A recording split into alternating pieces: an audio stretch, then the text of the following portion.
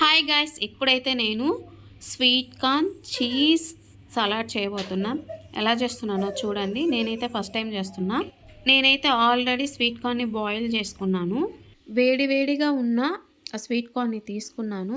Sweet కార్న్ని బౌల్లో వేసుకొని, sweet corn బాగా వేడివేడిగా ఉన్నప్పుడే మనం కానీ చీజ్ వేసుకుంటే తొందరగా కరిగిపోతుంది. ఇప్పుడైతే నేను చీజ్ని కార్న్ మీద వేసాను, వేడివేడిగా ఉంది అని.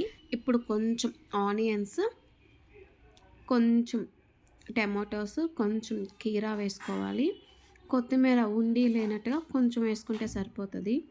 అలా మొత్తం బాగా కలిసేలాగా బాగా మిక్స్ చేసుకుంటే చీజ్ కూడా బాగా కరిగిపోతుంది. అంతా కరిగినాక లైట్గా సాల్ట్ కూడా వేసుకుంటే టేస్ట్ కొంచెం బాగుంటుందన్నమాట.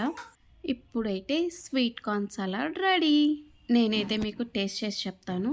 చీజ్ ఇష్టపడే వాళ్ళకైతే ఇది ఖచ్చితంగా బాగా నచ్చుద్ది. నాకైతే చాలా నచ్చింది. మీకు కనుక ఈ వీడియో నచ్చినట్లయితే ప్లీజ్ సబ్స్క్రైబ్.